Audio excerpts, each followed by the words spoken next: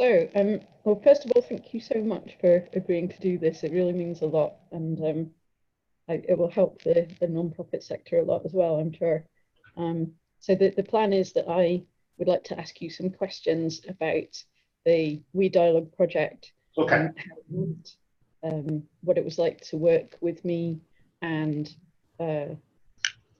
what the problems were that you found, and how we solved them, and what made the difference, things like that. Yeah. Good. Okay, so could you, just for the benefit of people who may be watching this in the future and might want to read about wedialogue, could you explain a bit about the project and what you were attempting to do? So in a nutshell, the project was an academic project, and the objective was to study the impact of different designs of platform to comment news on a series of metric of quality of discussions, because there were these claims that some of these new or relatively new platform could improve the way basically comments occur, the way we dialogue online, maybe could prevent trolling, and could promote better discussion. So in particular, we had identified two platforms that were interesting, that had a radically different approach. One that was more rational in a sense, and was based on argument mapping. It's an old approach, but this is an interesting platform because it's a collaborative platform in which people together, instead of writing their comments, they construct a map of argument. But to construct that map, they have to be very rational, because people have to think in terms of ideas, in terms of pros and cons. So it changes a little bit the dynamic. People are not anymore writing stories. They're really thinking rationally. And so that was one platform. The other platform instead is newer. It's called Polis, and it had attracted a lot of attention, in particular because this social movement of hackers in Taiwan had used it. The name is Gov with a 0, and it's the movement in which Audrey Tang, that is this digital activist, millionaire, had been participating. Now is the digital minister of Taiwan. And Polis, the take of Polis is kind of different. The objective is almost more emotional. The idea is that people are mostly asked to rate other people's comments, because the interface pushes you to rate comment. You're going to tell you if you like them, if you don't like them, or if you're neutral. And it's going to show you randomly this comment that other people have proposed. And then you can propose your comment. The intuition there is to capture more the raw emotion of people, but at the same time to basically break down some of the toxic dynamic that occur when people start replying to each other, because it becomes less clear, basically, how it's possible to reply to a comment, because they're randomly shown. And so it's not easy to start like a flame war, for example. It's impossible, right? And so it's an interesting approach. It's a little bit, it's like a mix between a survey and a commenting platform. And the claim of the Polis developer was that it could be applied also to commenting news. The same was for the Deliberatorium, this argument mapping platform. Both platforms were not designed for commenting news. They were born for other purposes. But both developers were saying, we think we can adapt them to news. So the Deliberatorium was born for large group deliberation on a topic in which, for example, you involve the inhabitants of a district of a city to come up with a new zoning plan. And so it's almost, it was really like more focused on a topic. News are quicker, they're more emotional, so it wasn't clear if it could work or not. Policy instead was born to target really large set of people that didn't have clear opinions on a topic, and to get a first sort of temperature of what was the galaxy of tribes, basically. Because what Polis does, after it has collected the votes of the participants, is to show in a nice graphical representation the overlapping of opinion and difference of opinion among different tribes. It would show, for example, after a discussion, that there are three main groups. They disagree on three topics, but they all agree on other two topics.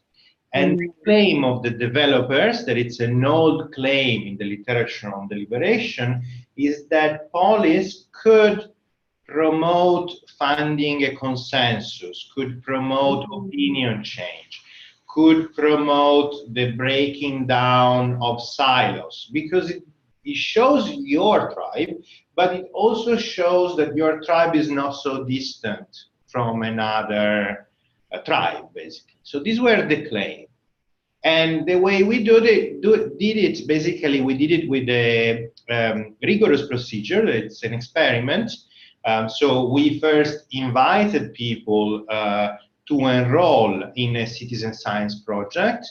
And then when we achieved 1,500 enrollees, we randomly assigned them to 12 groups, for each using one of these three platforms.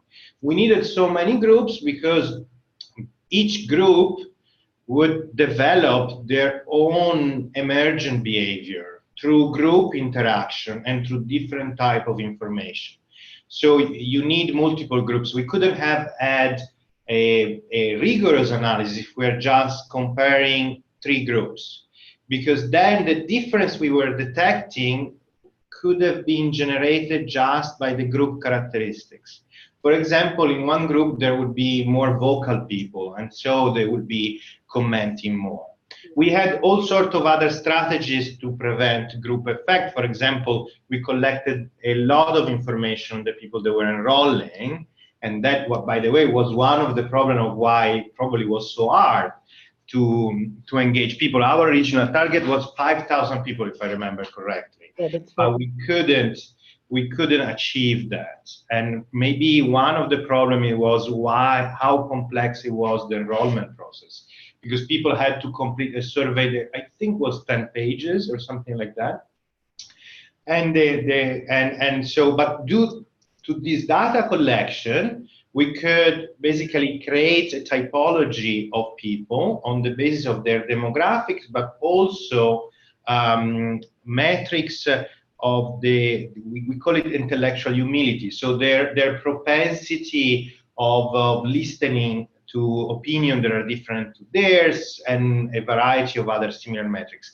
So we use those to create a typology, and then create these groups in a way that balance different type of people in each group.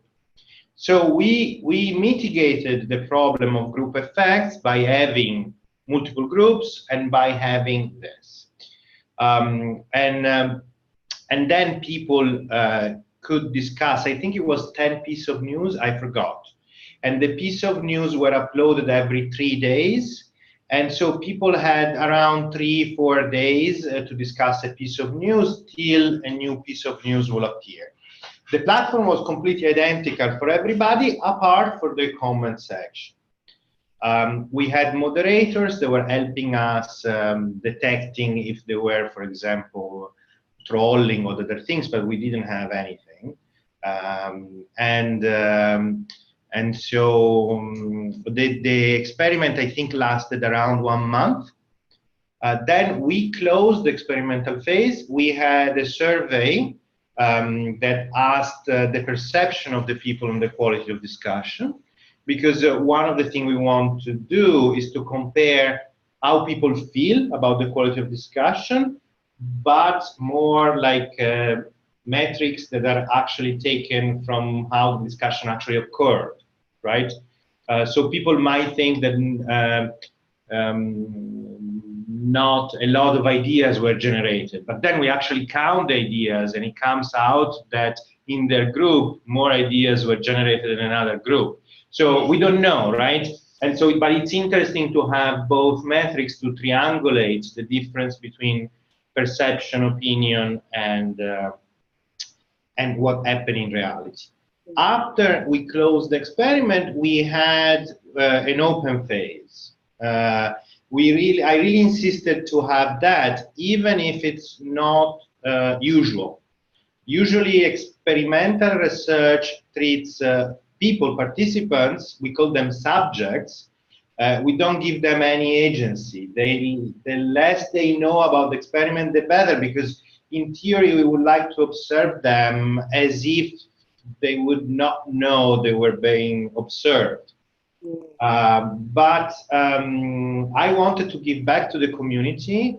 I wanted to explain. I also thought that there could be a moment of discussion with all the participants in which, with the interaction with us, we could learn more. So we had this open phase in a modified platform in which all the participants could participate together, and they would see all the three versions of the platform at the same time.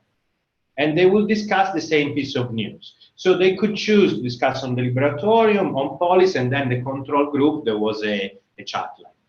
And to me, that phase was extremely important because a lot of people provide extremely useful comments.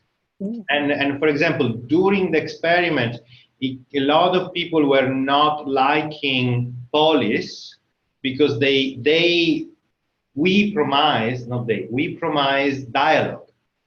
And in policy, it's difficult to dialogue, right? You're interacting with the machine. There is not a way to do back and forth because these comments are appearing randomly, and you're not shown your own comments. So it's a completely different mindset. It's almost like a survey, sort of a relationship between you and the machine.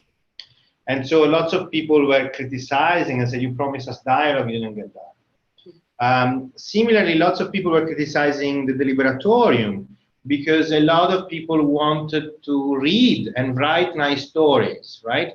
And they felt that the Deliberatorium was really constrictive because it forced you in a different literature genre that was extremely rational. You have to write an idea, a single idea. So if you write two ideas, you have to split them, and moderator will come back to you and say, sorry, this is a great contribution, but you have written two ideas. I really need you to split them up. This could be my suggestion. So there were lots of people criticizing. So during the experiment, we were hearing just this critique. In the open phase, instead, it came out, and it's probably obvious exposed, that there is a variety of users. And some people loved the Deliberatorium, some people loved Polis, and some people hated the chat line because they found it became extremely confusing after 40 comments. It was impossible really to follow anything. And so by looking at them side by side, the community started developing their own narrative and a sort of opinion. And so they also interacted with the developer in that open phase. I asked both the developer of Polis and the developer of the Deliberatorium to have moments in which they could have Q&A. And so during those Q&A, people grilled the developer. It was interesting. Like they were saying, oh, the Deliberatorium is clunky, this design. And the developer was saying, okay, this is an experimental platform. We didn't have a lot of money, but we tried this and that. And it explained the original purpose, right? That we were retrofitting to news, but the original purpose was to do a discussion in a city. So some people that hated the Deliberatorium were starting to say, okay, I can see the usefulness for a firm, for a group, or for a city. I still think that for news, for me, it's not a good platform because I really like almost like the way this type of user interact with the comments. It's almost a sort of like it's ludic, it's fun. Like they want to read a story written by somebody else. They want to have a fight with somebody. They want to argue. They want to write something because they enjoy writing. So this typology of user that were completely hating the Liberatorium, they still didn't like it for news, but they understood other potential use case scenarios. And instead, another group, they were probably, I don't know, the engineer mind type, I don't know. They said, no, I love it, right? I can see in a minute the summary of all the comments. I think this is the way we should discuss news. Because it immediately, actually, if not, for me, it's impossible to follow all the comments. And similarly for Polis, people didn't like it for news, even more than the Liberatorium. They thought that the point of commenting was dialogue. And in the Liberatorium, you can kind of have a dialogue. It's a dialogue among ideas more than a dialogue among people, but you can have it. It's kind of hidden, but you can. And instead, in Polis, you can't have a dialogue. But they understood, because the developer gave the example of this big discussion that occurred in Taiwan on Uber and how they used Polis in that. And they understood that it could be useful to do a temperature check of I don't know, of 1 million people. Because at that point, that map could be really helpful. And so I think overall, the open phase was extremely useful. Obviously, the experimental phase has generated a ton of data. Now we are starting to do the textual analysis. We also had surveys, but I'm going to stop on the academic part of the project because I already give too many details. You might want to cut some, but then I'm an academic, so that's my passion. What you do. So what was the second question after this small introduction? One by one, it's fine. So at the start of the project, what challenges did you have with finding participants? So I think at the start of the project, it became, so we had a limited budget, right? So we couldn't do a wide A/B testing of different audiences and like a scientific process, right? We would have loved to do it, but we didn't have the money for that. So we did a sort of informal process, like a persona exercise within the team.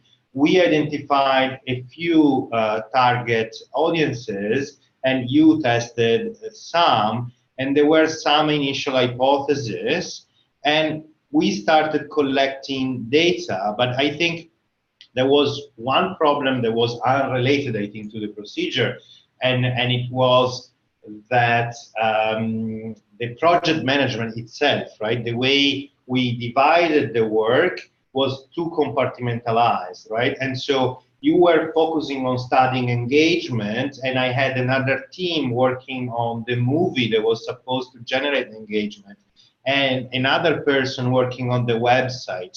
And so I think it was there was a lack of an holistic approach, in a sense, right? The three things should go together. And instead, in part just for personal reasons, right? Because it was the first time we were working together. People were living in Spain, and you were in the UK. We were kind of learning how to work together at the same time of doing this new project. And so I think the project management issue there was a sort of disconnect. On the engagement side, what that generated was that it was impossible to convert people, right? Our conversion rate were terrible. I think you were having sufficient success at sending people from Facebook to our website. I think you were managing, when you did the full blast engagement, like 1,000 people a day or something like that. But then we were converting 8. The final conversion was the survey, in which people completed the survey. And so there were a lot of hypotheses there. And so we know for sure that the website was a bottleneck, because you had sensor in the engagement channel, and you could detect where people were bouncing back. And we discovered that people were not so much bouncing back at the survey. There was our initial hypothesis, like we're giving them a large survey, and this consent form that might be scary because it's saying all the possible problems. But actually, people were going away even before the survey, in a sense. They were arriving to the website and they were just, and so we started thinking that the website might have been mistargeted to the audience. It was really nice, but I really like it's still online, by the way, that website. But it was extremely militant. And our rhetoric and most of our effective engagement messages were not so confrontational, were not so militant. And they were more about dialogue. They were more about finding connections and find common ground. So one, at least in my opinion, probably that's my personal opinion, that's probably the main driver, right? There was a disconnect between our story in Facebook and our website. We did some micro tests on during Christmas time, all right, because we were panicking. And so what we did there was to really reduce the survey. And that's how we discovered, right? The survey became almost nothing, and we had some increase in conversion rate, but not what we expected. I think we doubled it, like from 8 to 16 a day, but it was still not what we would expect. So there was an emergency meeting, and we decided, I think it was January, to completely redevelop the website, to make it more in line with our Facebook, in a sense, messages, and the one we knew at that point were working, right? Because you were testing a bunch of messages. Some were more militant, some were more aggressive, some were less. And if I remember correctly, the one that were working best were the citizen science ones, like the one participating in a science project, right? And so if a person was coming to participate in a science project to improve online dialogue, and then he arrived in a website that shows pictures of protest movement and taking a stance, that would work perfectly for a leftist person. But they would probably get a sort of cognitive dissonance reaction because the two images were not working. So we rebuilt the data set, we rebuilt the website, and at that point there was a complete change in the dynamic.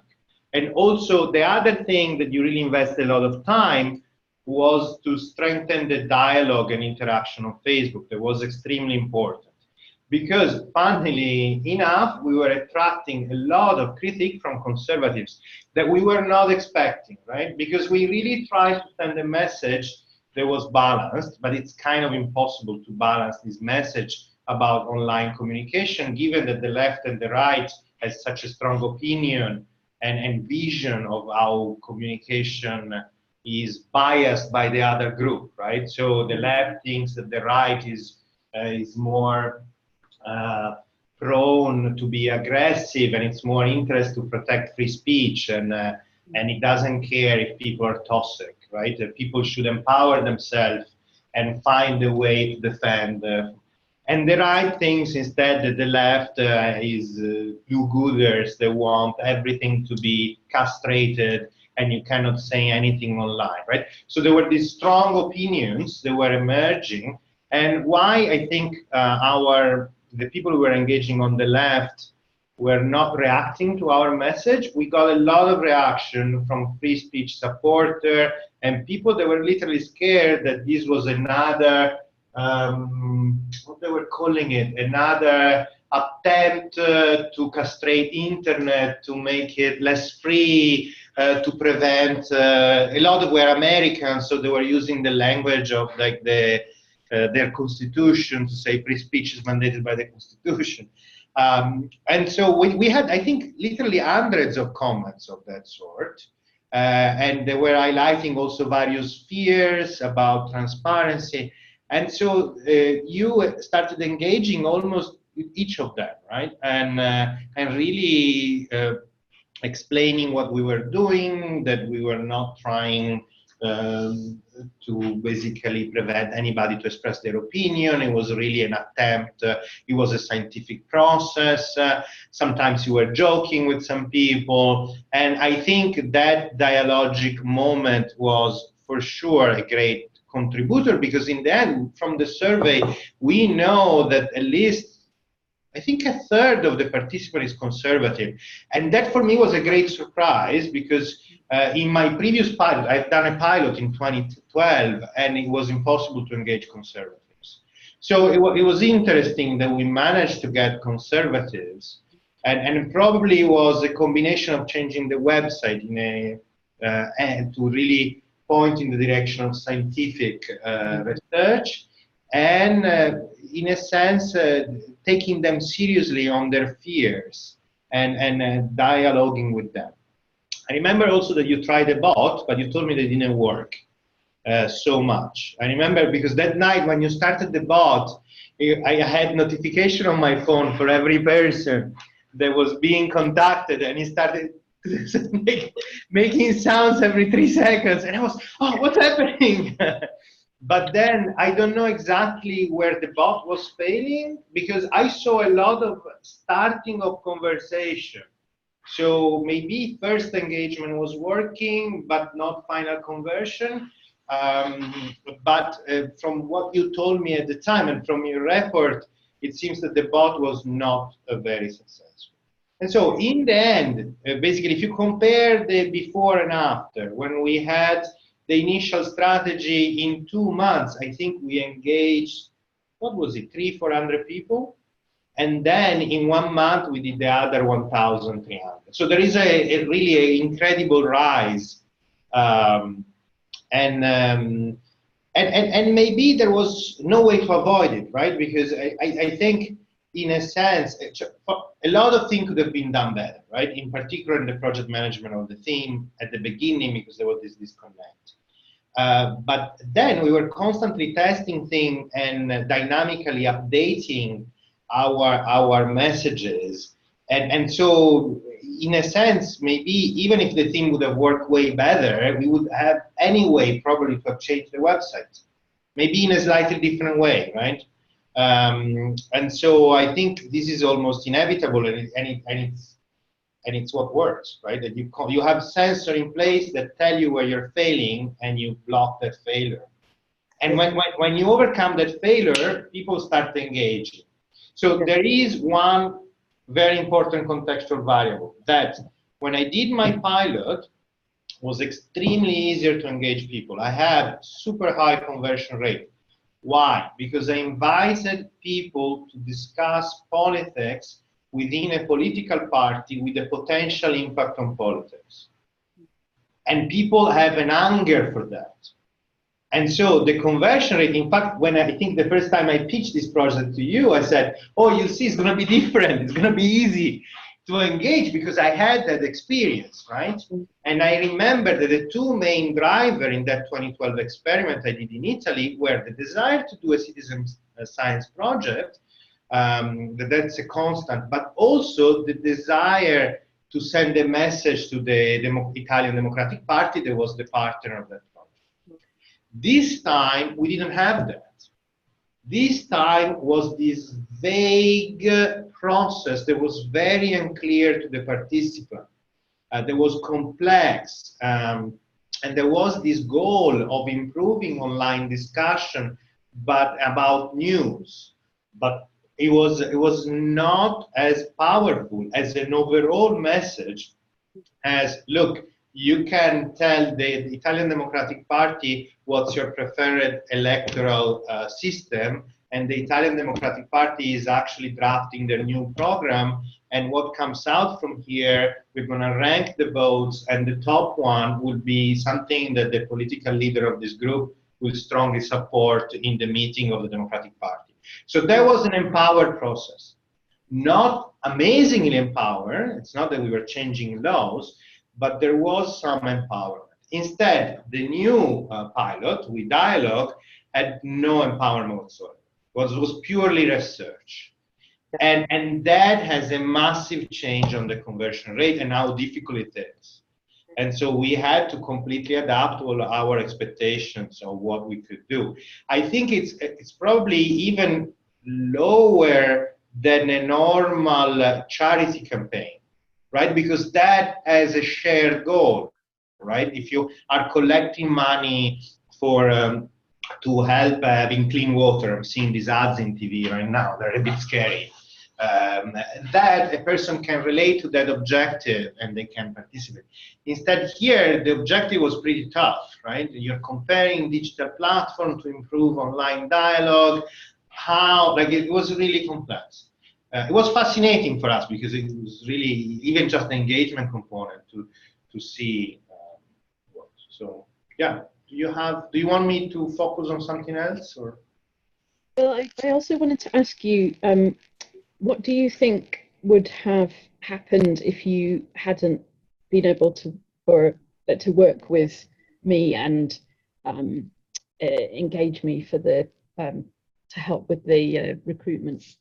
I think I think your role was extremely powerful. In fact, from the beginning, I went after this grant because I wanted a professional digital engagement. Because in academia, they're never used, right? At most, you use a communication officer from the university that has a completely different level of experience because your job profile on a daily basis is running campaigns for a variety of clients. Um, um, it was a risk, obviously, because we were applying your skill, as we were applying the platform to a different environment, we were applying your skill to a different environment. Your skills are highly transferable, but this was different, right? Slightly different. And so, but I really insisted because usually I had to insist with the donors too, because usually research grants do not put a lot of money in advertising. So I had to do a trick, right, to do the A/B testing. I said that the experiment was going to be part of the study, and that's why we have a report on engagement. Because the donors don't want you to pay an academic research to do advertising. Or at least you have to justify it a lot. But from the beginning, I thought it was extremely important because it would have changed the way we approach this. Because we usually approach this in my field, that is the field of participatory processes. We do a lot of these things. But we tend to have no clear strategy, right? So, and also we tend not to reflect on our strategy. So to me, in fact, from the beginning, what I asked you was that I really wanted the constant reflection on the strategy, compatible obviously with the little money that we could give you. And so even if we did everything wrong at the beginning, we had this powerful tool, right, that could detect where the mistakes were, and even if it didn't have the amount of resources and money that a mega campaign has to really scientifically pinpoint every possible point, even a smaller, because we had 30,000 pounds, so we have almost nothing basically. Even with like small, like almost intuition-based observation, but they were done analytically and constantly, and with some A/B testing done in key points. Even the combination of these changed everything. And so I think it was extremely, extremely useful. And for every grant I do now that has a participatory component, would add a professional digital engagement person. So yeah, I think it's extremely helpful in a sense. And again, yeah, I think I already said. So what can you do now that you couldn't do before, would you say? So I kind of already knew these things because I knew you from before, and we had a various conversation, and I'd taken one of your classes. And also, like, digital engagement is my hobby. So I had done by myself A/B testing as a volunteer in electoral campaign for the Italian Democratic Parties, managing Facebook ads in other grants. So I had already a sort of ideas. I think for me, the main learning lesson in this was not on these dynamic updates and these sensor, all these things. I knew that I wanted that.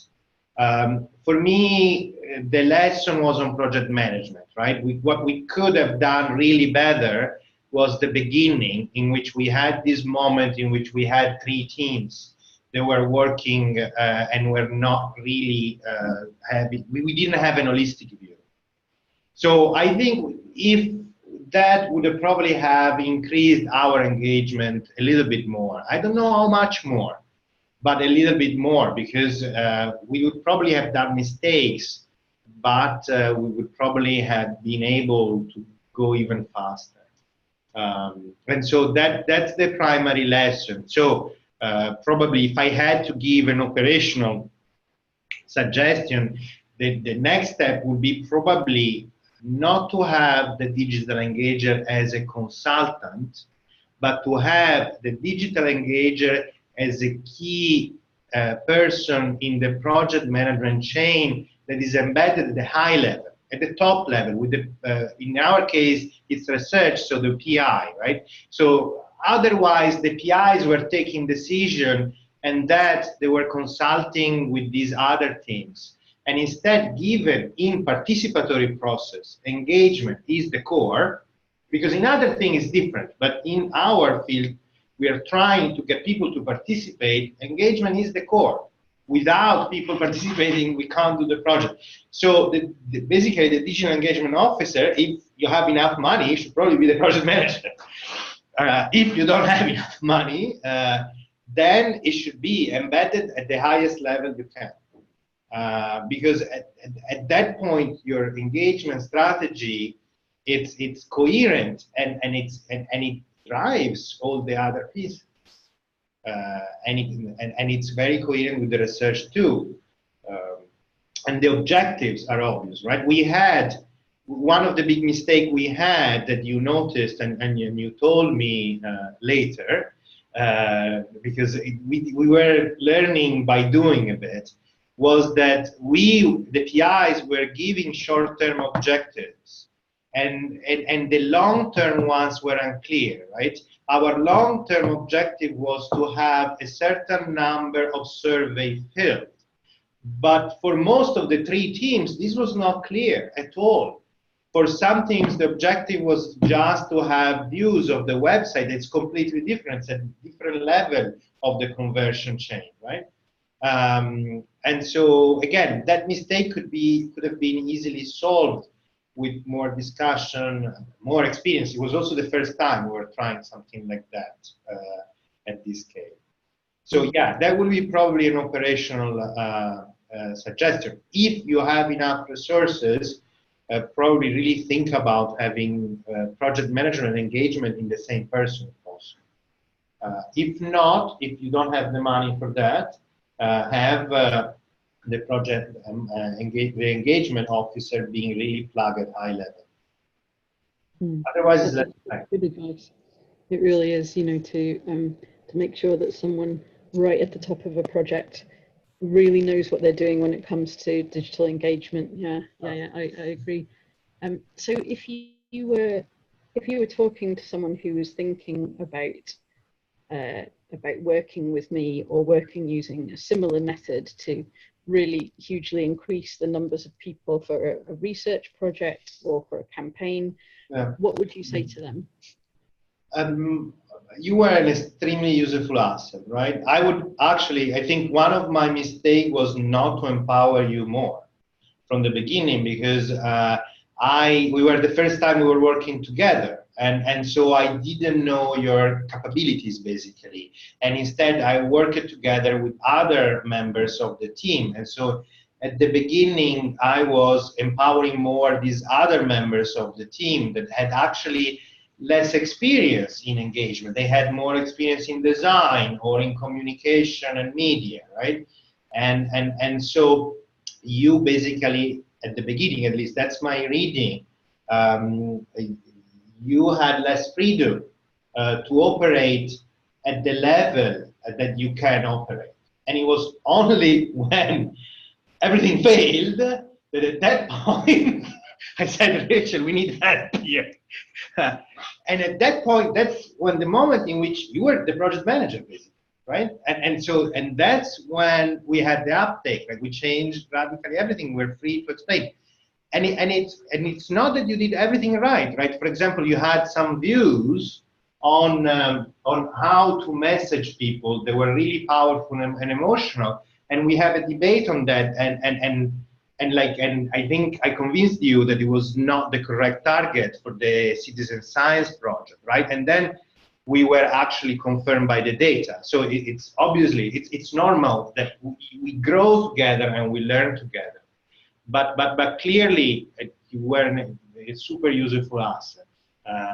And you saved the project because we had 400 people and we couldn't do an experiment. I remember at the PIs were having discussion what we should do, right? We should call the donors and say, we can't have an experiment, right? And instead we did, because there was that uptake in 1 month, thanks to all the changes.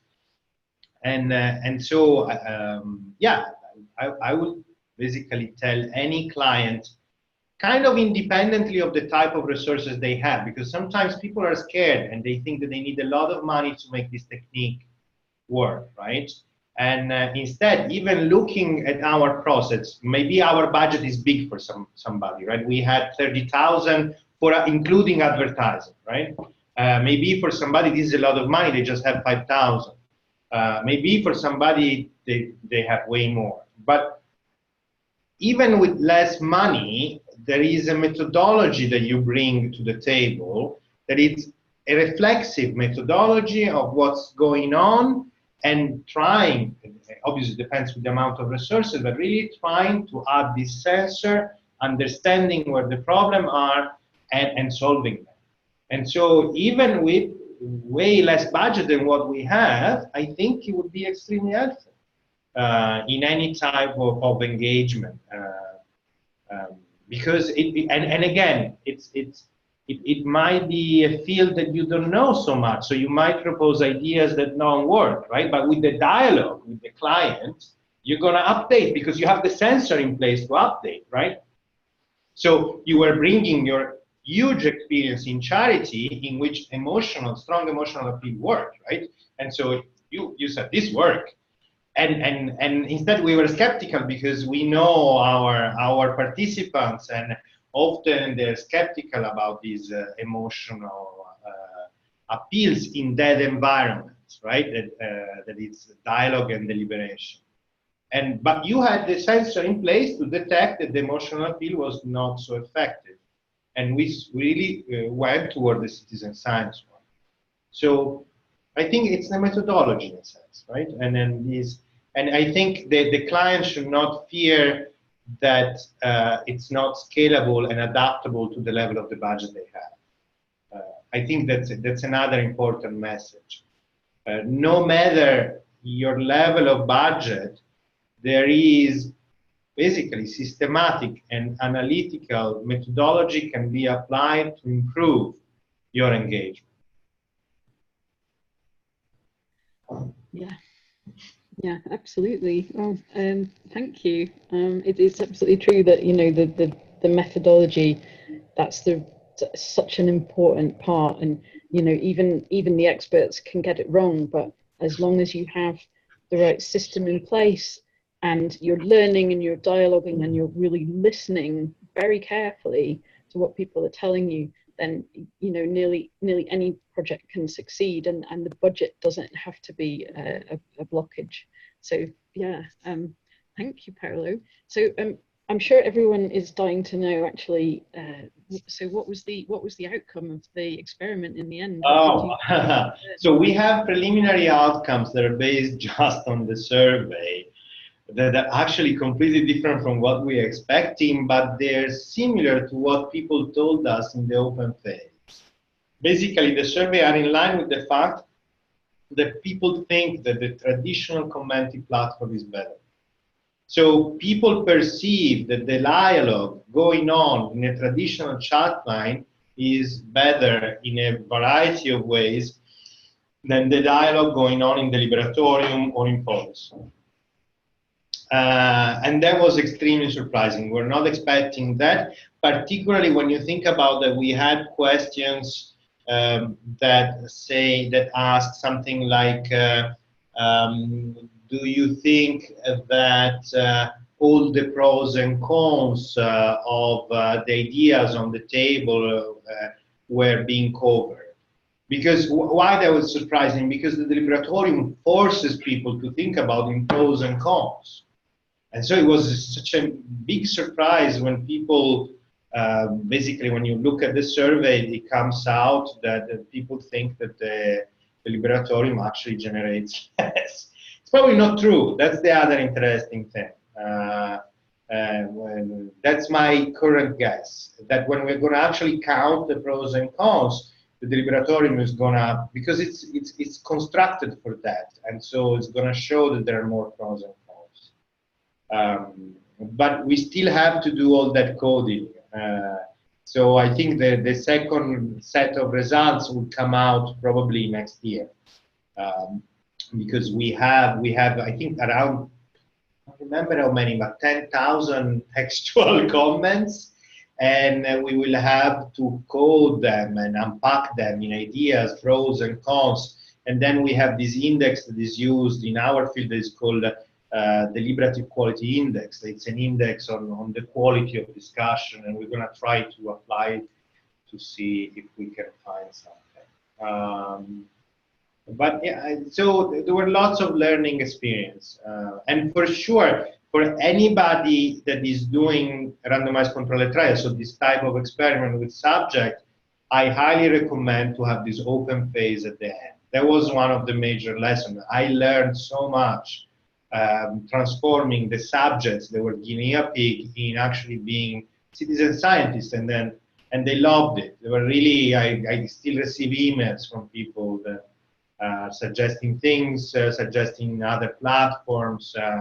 And so one of my dreams is to actually build a persistent community of citizen scientists interested in these topics, like how to prevent trolling, how to promote better online dialogue, and with them to keep testing a variety of solutions, because I don't think we can expect a solution from commercial platform, because as long as people go to comment and they just interested in quantity of comments and avoiding legal issues. So if they can prevent those two things, they don't care too much about the actual quality. And so, yeah, right now one of the projects we're thinking about using AI to moderate traditional comments. Another one, it actually implements the open phase. So you would have 3 ways to comment, but they will speak to each other. So you come to the comments in news, and if you are the type that likes the Liberatorium, you comment in the Liberatorium. If you are the type that likes to comment in forum, you will comment in forum, and then once a week, the platform will be closed for some times, and the information will be exchanged. And so all the comments will be transported. These are some of the ideas we are toying with, but we need another big grant to do them. But yeah. Oh, well, that sounds really fantastic, and such important work given what's going on in politics and around the world, with people increasingly divided and increasing fear and hate. And I think enabling us to dialogue in a more productive way, that's just such a key part of building peace, actually.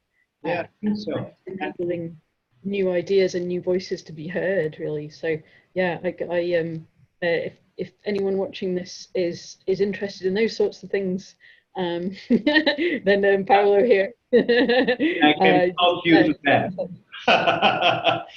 What was that? Much.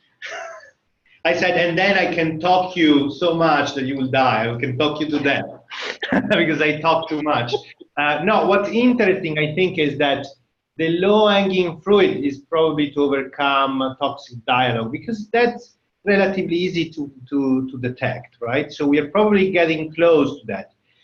But the real challenge, is my opinion, is that it's hard to dialogue even from people that are really trying to dialogue. Because everybody that has been in a forum or in a community, a video game community, a community of women that is trying to decide an action, even if they all have the same objective, if they're very respectful, if they start, it's really hard to communicate online for a million reasons. And when there are too many comments, it's really hard actually to process that information.